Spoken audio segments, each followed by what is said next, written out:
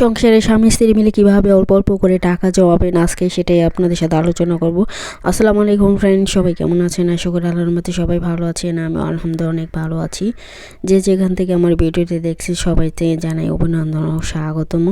সবার জন্য অনেক অনেক দোয়া ভালোবাসা রইল। তো সংসারে স্বামী স্ত্রী পরিবারের সবাই ছোট বড় বড় ভাই সবাই যখন একসাথে থাকে তখনই যদি সংসারটা একটু বড় হয় টাকা জমানো একটু মুশকিল হয়ে যায়। তো যারা অনেক সমস্যার সমাধান মানে যত টাকাই বা যত গরিব বা যত বড়লোক হোক না কেন যদি আপনি নিজে কিছু টাকা জমানোর চেষ্টা করেন তাহলে দেখবেন তাহলেই পারবেন। তো কিভাবে সেই টাকাটা আজকে জমাবেন সেটা আপনাদের সাথে আলোচনা করব। অনেকে ছেলেরা আছে যেমন বিড়ি সিগারেট ধূমপান করে এসব থেকে কিন্তু অনেক টাকা সংসারে খরচ হয়ে যায়।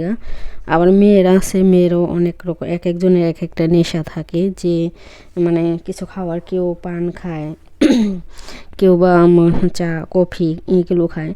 তো ধরেন আপনি খাবেন, সব কিছুই একটা নেশা থাকে, তবে নেশা তো অতিরিক্ত বেশি ভালো না, অল্প অল্প খাবেন। সেখান থেকে ধরেন আপনি প্রতিদিন আপনার বিড়ি সিগারেটের 100 টাকা যায়, ধরেন আপনি 100 টাকার সিগারেট খান, সেখান থেকে যদি আপনি ধরেন দিনে 5-6 বার খান, সেটা কমিয়ে আপনি ধরেন 1-2বার খান, বা আস্তে আস্তে যদি এটা খাওয়াটা কমিয়ে দেন, আর ওই টাকাটা যদি প্রতিদিন 100 টাকা যদি আপনি এক জায়গায় রেখে দেন, ধরেন একটা ব্যাংক বানালেন, মাটির ব্যাংক বা যে কোনো কিছুর ভিতরেই, তো 100 টাকা করে যদি রেখে দেন, 100 টাকা যদি না পারেন 50 টাকা যদি রেখেন, তারপর আপনার প্রতিদিনই মাসে 1500 টাকা বা এইভাবে আস্তে আস্তে আপনি টাকা জমাতে পারবেন।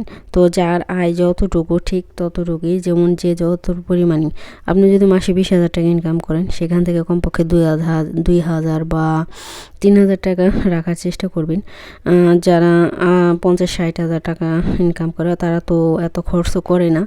তো সবাই মনে করেন ফ্যামিলি, বিশেষ করে ছেলেরা একটু কমই, অনেক সংসার আছে জামাইরা বেশি হিসেবে থাকে, তবে বেশিরভাগই জামাই বা স্বামী বলেন যেটাই বলেন, তারা কিন্তু অনেক টাকা খরচ করে। তো ইচ্ছা করে মেয়েরা ধরেন সন্ধ্যাবেলা আপনি নাস্তা খাবেন, নাস্তা কেনার জন্য আপনি 200 টাকা রাখলেন, এখন সেখান থেকে যদি আপনি 50 টাকা 150 টাকার নাস্তা কিনলেন, 50 টাকা রেখে দিলেন, এটা ধরেন আপনি 3 দিন, আবার ওই 3 দিন পরে ওই 150 টাকা হয়ে যাবে, ওই টাকাতে আপনি একদিন নাস্তা খেতে পারবেন, সেদিন আর টাকা লাগবে না, ওই টাকাটা জমিয়ে রাখবেন।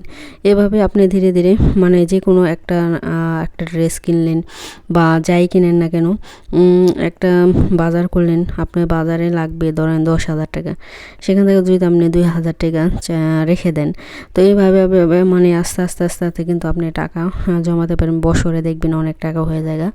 তো অনেকেই আছে টাকা হাতে থাকতে কী কিনবে, বিশেষ করে অনেক মেয়েরা আছে আবার জমিয়ে রাখে, অনেক আছে একটু টাকা জমলি তারা কি ড্রেস কিনে, সুন্দর ড্রেস কিনে, বা সংসারে ড্রেস বা যে গয়নাগাটি এগুলো কিনে। তো এটা অনেকে আছে জমি কিনে, এভাবে যদি করেন তো আপনি নিজের গহনাও করতে পারবেন।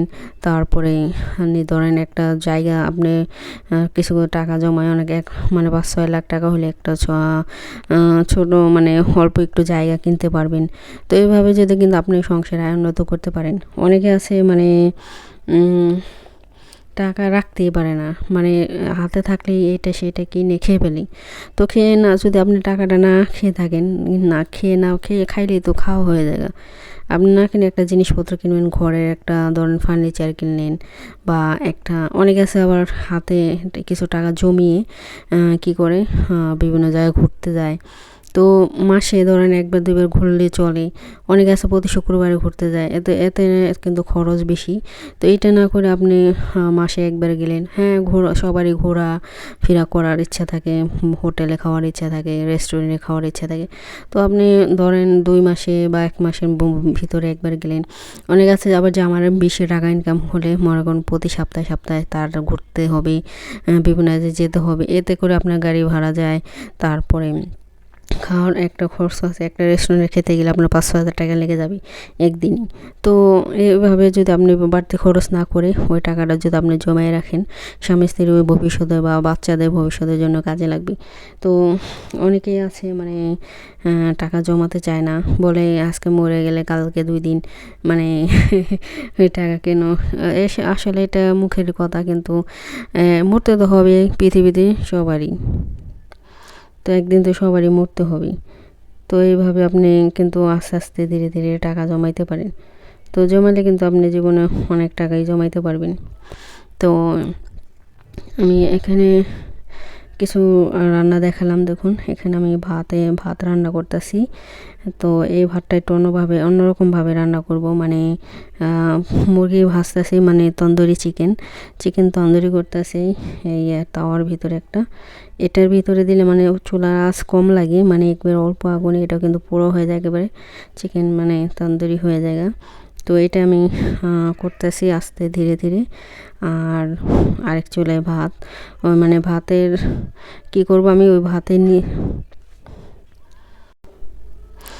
তো এই যে দেখুন আমি এখানে আমার চিকেনটা ভাজা হয়ে যাইতেছে, মুরগিটা এভাবে ভেজে একবারে সিদ্ধ হয়ে যাবে গিয়া।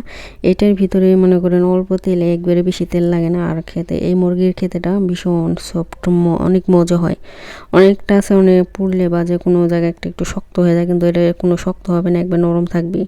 আর পুরো অনেক ভালো হবে, খেতে অনেক মজা। এই তাওয়াটার ভিতরে মানে এটা ইয়ের মতনই, প্রেশার কুকারের মতনই, কোনো হাওয়া বাতাস ঢুকবে না, সিদ্ধ হয়ে যায় একবারে। তো এইভাবে আমি মুরগিটা ভেজে নেব।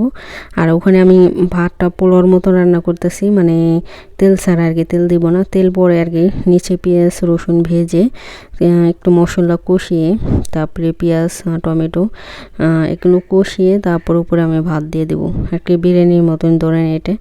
তো এটা অন্যরকম। তো এইভাবে কেউ যদি না খেয়ে থাকেন, খেয়ে দেখবেন খুবই ভালো লাগবে তেল ছাড়া। তো এই যে দেখুন অল্প একটু তেল দিলাম, এটার মধ্যে পেঁয়াজ রসুন এগুলো ভাজবো। ভেজে মশলা একটু হালকা মশলা দিয়ে কষিয়ে তারপরে আমি উপরে ভাত দিয়ে দেবো। কিন্তু ভাতটা দেখলেন তো লবণ দিয়ে আগে, এই আপনার লবণের ভিতরেও দিতে পারেন, মানে পানি যখন বলক আসবে তখন আপনি তেজপাতা দারুচিনি এলাচ এগুলো দিয়ে ফুটিয়ে এগুলো তুলে ফেলবেন। তুলিয়ে আমি এগুলো উঠে দিয়েছিলাম, উঠে পরে তুলে ফেলেছি। তা ভাতটা ছেঁকা দিছি একটা জালিতে, ছেঁকা দিয়ে তারপর আমি এটা করব।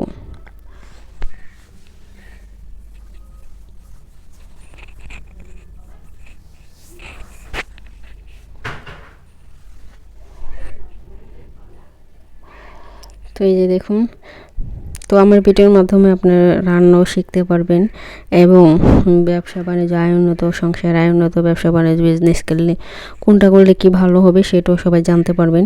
তো আমার ভিডিওর মাধ্যমে যারা ফুল ভিডিওটা দেখবেন তারা অনেক কিছুই জানতে পারবেন, আর যারা একটু একটু করে দেখবেন তারা কিছুই জানতে পারবেন না। তো মানুষের শেখার শেষ নেই, সবার ভিডিওতে কিছু কিছু শেখার আছে। তো সবাই ফুল ভিডিওতে দেখার চেষ্টা করবেন। যারা সুন্দর সুন্দর কমেন্ট করেন আমার ভিডিওতে, তাদেরকে অসংখ্য ধন্যবাদ। আর যারা আমার চ্যানেলটাকে সাবস্ক্রাইব করছেন তাদেরকে অসংখ্য ধন্যবাদ। যারা নতুন আছেন এখন সাবস্ক্রাইব করেন, প্লিজ সাবস্ক্রাইব করে দেবেন।